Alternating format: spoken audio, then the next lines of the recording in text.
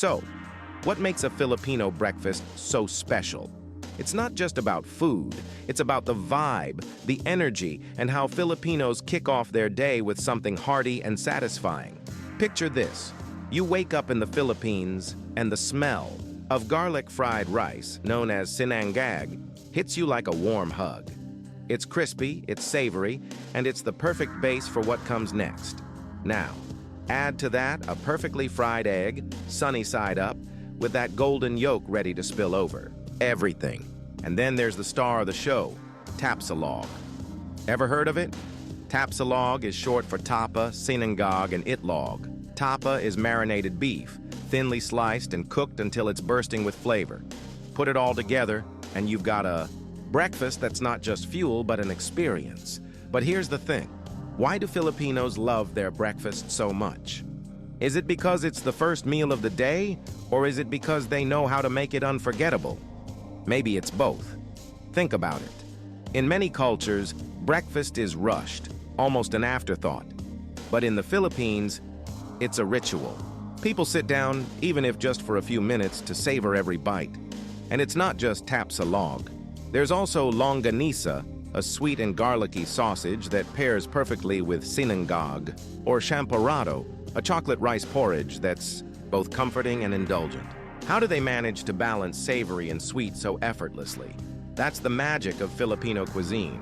It's all about layers of flavor and texture. Now let's talk coffee. Filipino coffee culture is unique, and Barako coffee is a big part of it. This robust brew is strong, bold, and not for the faint of heart. But why do Filipinos prefer such intense coffee in the morning? Maybe it's because they need that extra kick to start their day, or maybe it's because Barako has a certain nostalgia attached to it. Either way, it's a staple. And here's a question for you. Have you ever tried pairing Barako with pan de sal, a soft, slightly sweet bread roll? If not, you're missing out. It's a combination that defines comfort food in the Philippines. But breakfast isn't just about what's on the plate. It's also about who's around the table.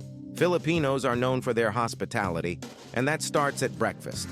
Whether it's family or friends dropping by, there's always room for one more. So, what does this say about Filipino culture? Does it mean they value connection over everything else? Or is it simply that food tastes better when shared? These are the kinds of questions you start asking yourself when you dive into the world of Filipino breakfasts. And trust me, once you've had a taste, you'll want to keep exploring. All right, let's talk about lunch. If breakfast is the warm-up, lunch is where the real action happens in Filipino culture. It's not just a meal, it's an event. Filipinos don't just eat lunch, they celebrate it. And the centerpiece? Rice. Always rice. Whether it's steamed, fried, or even wrapped in banana leaves, rice is non-negotiable. But here's the kicker. It's not just about the rice itself. It's about what comes with it. Imagine a table filled with adobo, that savory sweet dish made with chicken, pork, or even seafood, simmered in soy sauce, vinegar, and garlic. Or sinigang, a sour soup packed with tamarind flavor and loaded with vegetables, shrimp, or pork. How do they make something so simple taste so complex? That's the genius of Filipino cooking. Now, think about this. Why is lunch such a big deal in the Philippines? Is it because it's the middle of the day and people need a break? Or is it because Filipinos see lunch as an opportunity to reconnect? In many households, lunch isn't just about eating. It's about talking, laughing, and catching up. Families gather around the table, and even if someone's running late, there's always a plate waiting for them. Have you ever noticed how food seems to taste better when you're surrounded by loved ones? Maybe that's why Filipino lunches feel so special. It's not just the flavors, it's the atmosphere. And then there's lechon, the ultimate showstopper. If you've never had lechon, you're in for a treat. This whole roasted pig is crispy on the outside, tender on the inside, and bursting with flavor. It's often served at big gatherings, but sometimes it makes its way to a Sunday lunch table. Can you imagine the effort that goes into preparing something like that? It's not just food, it's a labor of love. So, what does that say about Filipino families? Do they go all out because they want to impress, or is it because they believe every meal should be memorable? But here's something to chew on. Filipino lunches aren't just about abundance. They're also about balance.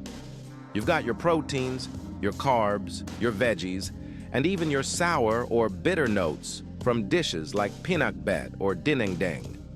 How do they manage to pack so much variety into one meal? And why does it all work so well together? Maybe it's because Filipino cuisine is all about harmony, bringing different elements together to create something greater than the sum of its parts.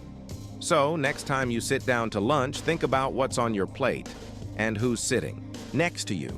Because in the Philippines, lunch isn't just about filling your stomach. It's about feeding your soul.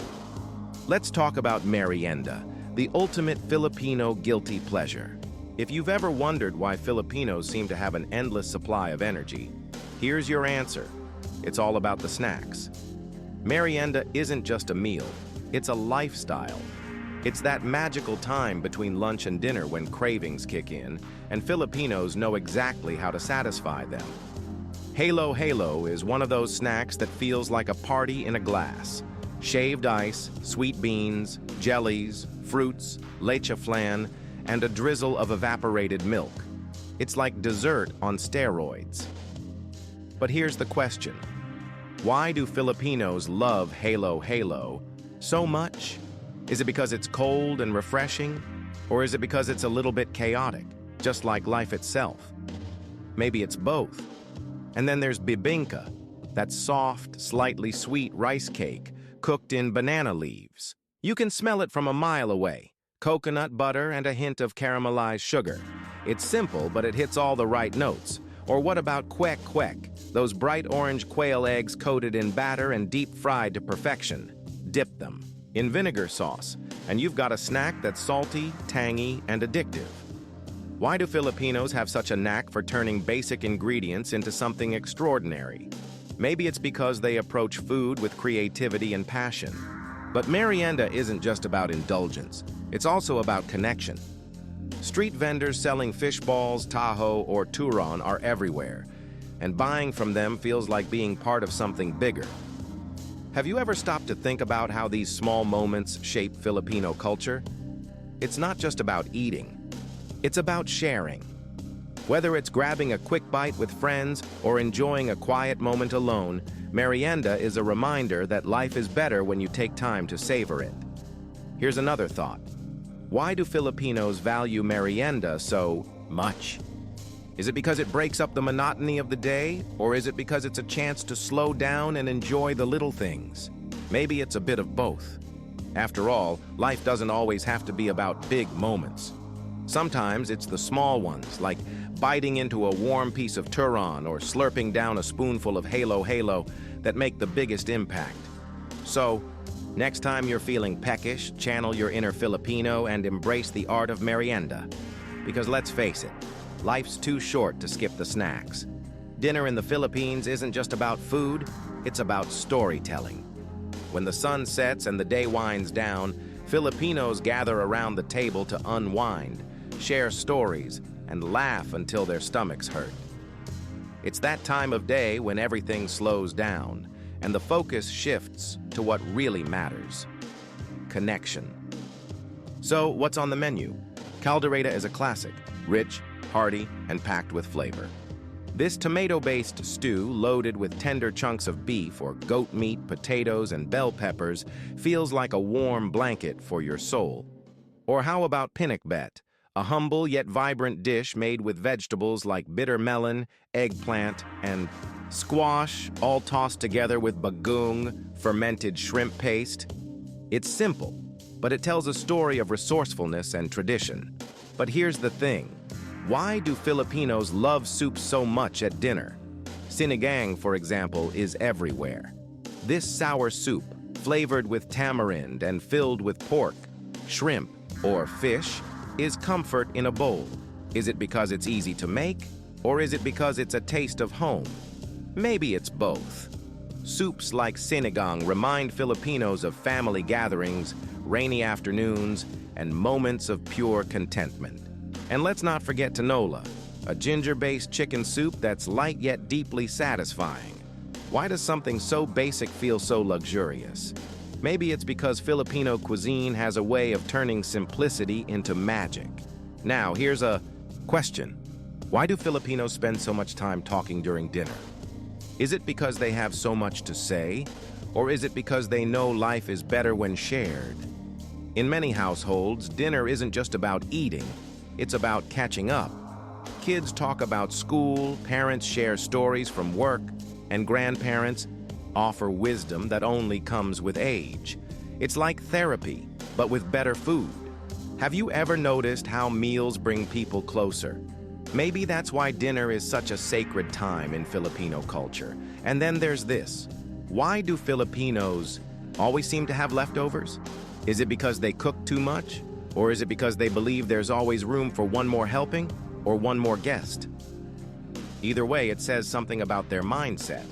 Food isn't just sustenance, it's generosity. It's an open invitation to connect, to belong, and to feel loved. So, next time you sit down for dinner, think about the stories being told. Not just through words, but through every bite. All right, let's talk about the big moments. The ones where Filipinos pull out all the stops. If you think Filipino meals are impressive on a regular day, wait until you see what happens during festivals and celebrations. This is where the culture truly shines, where food, music, and laughter collide in an explosion of joy. Imagine this, a table so overloaded with dishes that there's barely any space left for plates. Lechon takes center stage, its crispy skin glistening under the lights. There's kakanin everywhere. Those sticky rice cakes like bibingka, puto, and suman, each one sweeter and more indulgent than the last. And then there's the karaoke machine, ready to amplify the festivities. Why do Filipinos go all out like this? Is it because they love to celebrate, or is it because they know life is better when shared with abundance? Now here's something to think about. Why are Filipino celebrations so over the top? Is it because they're making up for lost time? Or is it because they believe every moment deserves to be special? Take fiestas, for example. These local festivals are a riot of color, sound, and flavor. Streets are lined with food stalls offering everything from grilled skewers to halo. Kids run around with balloons, while adults dance to the beat of tambourines and guitars. It's chaos, but it's beautiful chaos. What does this say about Filipino culture? Maybe it's that they don't just celebrate events, they celebrate life itself. And then there's Christmas. Oh, Christmas in the Philippines is next level. Forget about a single day. It's a season that starts in September and doesn't end until January. Noche Buena, the Christmas Eve feast, is legendary. Families gather around midnight to share a meal that includes queso de bola, that iconic red waxed Edam cheese, ham glazed with pineapple, and pancit for good luck. Why do Filipinos invest so much time and effort into these traditions? Is it because they're keeping their culture alive? Or is it because they know how to find joy even in the smallest things? Either way, it's hard not to feel the magic. But here's the real question. What makes these celebrations so unforgettable? Is it the food, the music, or the people? Maybe it's the combination of all three. Filipinos have this incredible ability to turn any occasion into a memory worth cherishing. Whether it's a wedding, a baptism, or just a random get-together, there's always laughter, always singing, and always enough food to feed an entire barangay. So what can we learn from this? Maybe it's that life is too short to hold back. Celebrate the big things, sure, but don't forget to celebrate the small ones too. So next time you're at a Filipino party, take a moment to soak it all in. Watch how people interact, how they laugh, how they eat like there's no tomorrow. Because in the Philippines, every celebration is a reminder that life is meant to be lived fully, loudly, and with an open heart.